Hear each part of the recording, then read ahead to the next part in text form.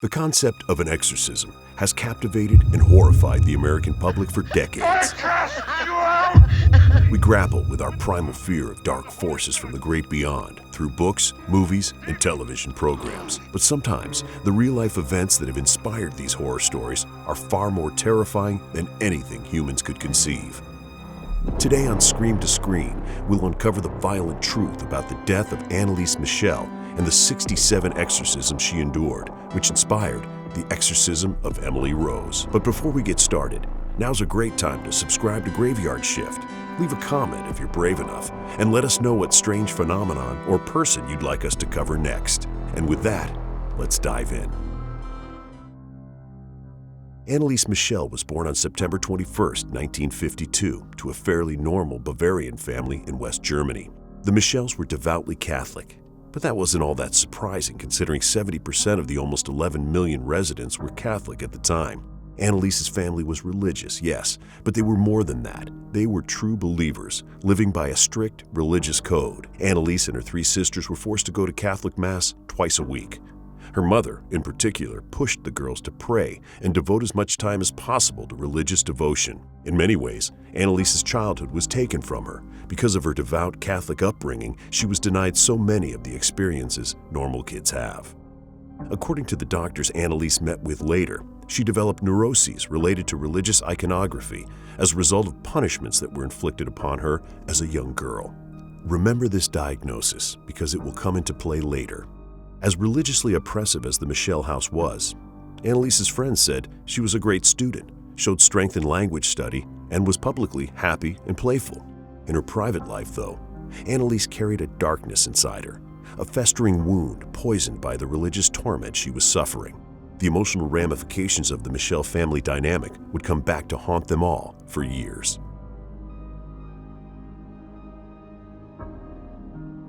Whether it was demonic possession or mental illness, Anneliese's condition progressed gradually and worsened incrementally over a period of years.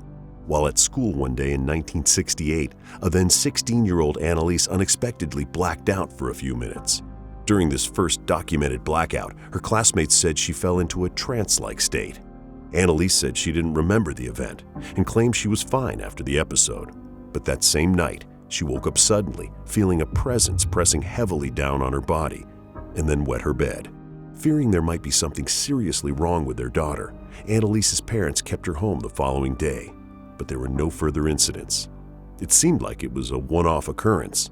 Anneliese said she felt fine, and she was, until August 1968, when Anneliese experienced a similar episode and was taken to a local hospital for examination and observation.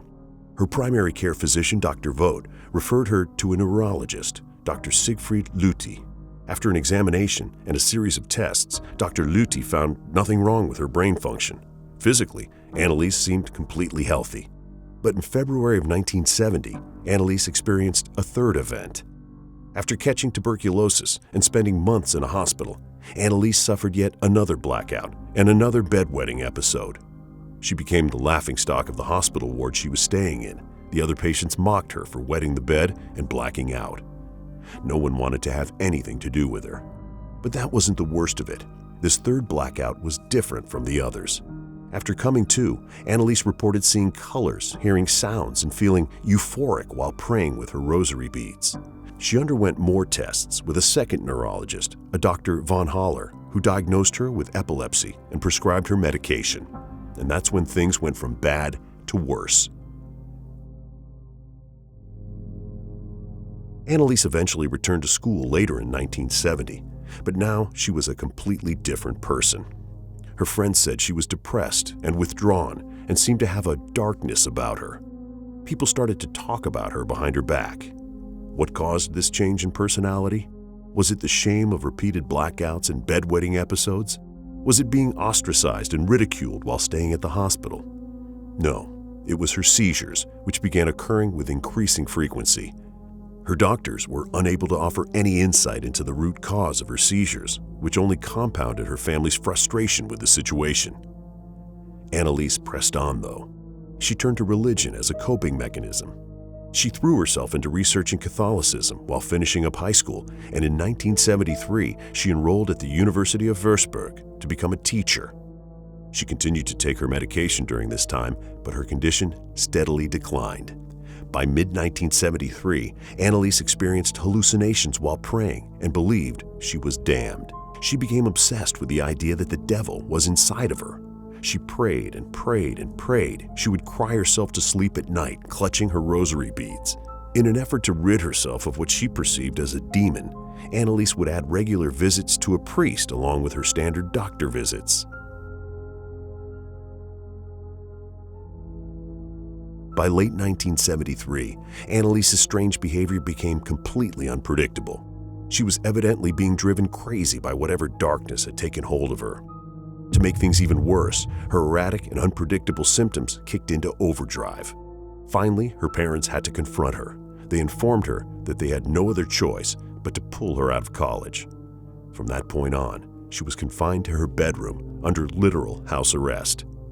It was during this time she started taking Tegretol, an anti-seizure drug and mood stabilizer. Also during this period, Anneliese reported hearing a strange knocking in her bedroom. Her sisters confirmed that they heard the knocking as well. She also claimed to hear a voice that would regularly damn her to hell. Despite dutifully taking her daily cocktail of neuroleptic medications, Anneliese's symptoms worsened in a terrifying and unexplainable way. She started growling like an animal. She saw demons. She exhibited Hulk-like strength.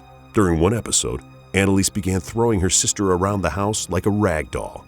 At one point, after arguing with her parents, she urinated on the floor, then got down on all fours and lapped it up like a dog.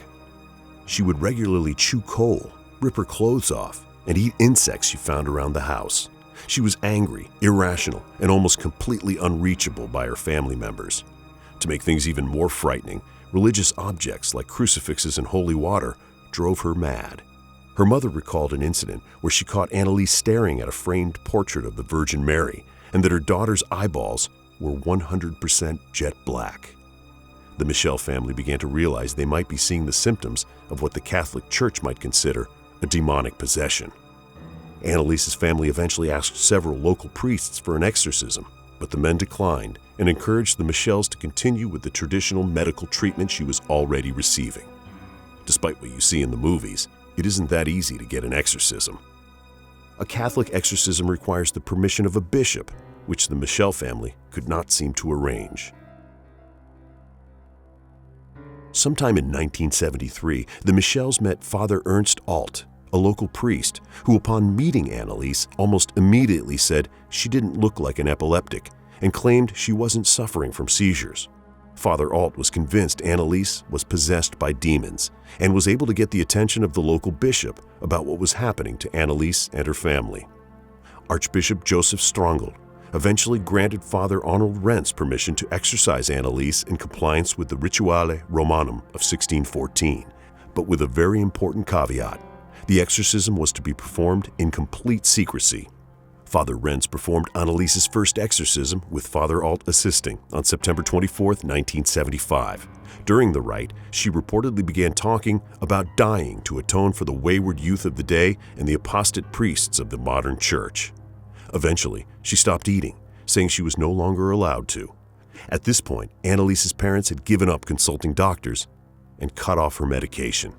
Instead, they put all their faith in the Catholic rites of exorcism, and Anneliese was subjected to 67 exorcisms in all over an 11-month span during 1975 and 1976.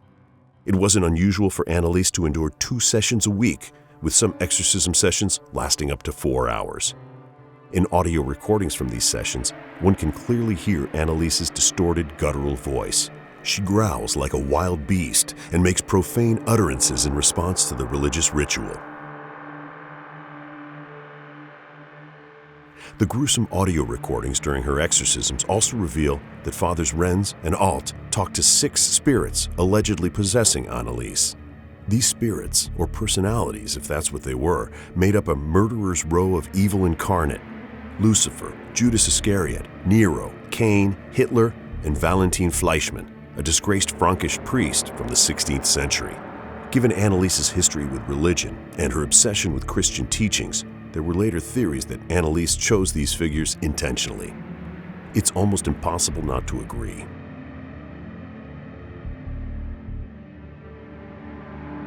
Despite being not much more than skin and bones, Anneliese had to be physically restrained and held down while her exorcisms took place. This abuse, along with a lack of medical treatment and food or water, took a toll on her body. Anneliese Michel died at her home on July 1, 1976. Her death certificate stated that Anneliese ultimately died of malnutrition and dehydration. Her autopsy, however, revealed broken teeth, blackened eyes, and bruises on her hands, arms, and wrists. She also had broken knees and numerous other wounds on her body. Fathers Alt and Rentz, as well as Anneliese's parents, were put on trial for negligent homicide in 1978. During the trial, the priests boldly maintained the exorcisms were successful and had liberated Anneliese from the demons possessing her. Father Alt even insisted that some of the wounds documented by Anneliese's autopsy were the stigmata, corresponding to the divine wounds suffered by Jesus Christ as a result of his crucifixion. The evidence apparently didn't line up, and the story of Anneliese's alleged demonic possession wasn't enough to sway the German court's three-judge panel. All of the defendants in the case were found guilty, but their sentences varied. Fathers Alt and Rentz were charged with manslaughter and given 6 months in prison with suspended sentences. Anneliese's parents received no punishment at all, as the German legal system deemed that they'd experienced enough suffering. In 2005, a loose film adaptation of this story was produced titled The Exorcism of Emily Rose. The film follows an agnostic lawyer who's tasked with defending a parish priest who's accused of negligent homicide due to an exorcism he carried out.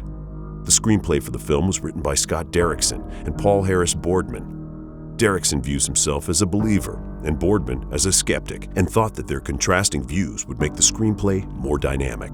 Ultimately, while the film is loosely based on the life of Anneliese Michel, it takes vast creative license with the story. Around the same time, Hans Christian Schid also produced a German adaptation of the story titled Requiem. The German film is a bit more faithful to the real-life events, but it too takes quite a bit of creative license. Requiem tells the story of Michaela, a woman who is struggling to lead a normal life. She's trapped in a limbo which, depending on the viewer's perspective, could be a demonic possession or a form of mental illness. Both versions of these stories hold certain similarities with Anneliese's trials and tribulations, but they also each diverge greatly. Ultimately, the story of Anneliese Michel is a horrifyingly simple tale. Was she suffering from epilepsy or another undiagnosed physical or psychological condition? Or was Anneliese Michel, in fact, possessed by 6 demons? In the end, we'll never truly have the answers. All we can say for sure is that Anneliese endured a horrible tragedy, and the pain and trauma that she and her family endured was very real and has never quite faded away. So what do you think? Did Anneliese's parents do the right thing? Let us know in the comments below if you have the courage. And don't forget, like, share, and subscribe for more videos from The Graveyard Shift.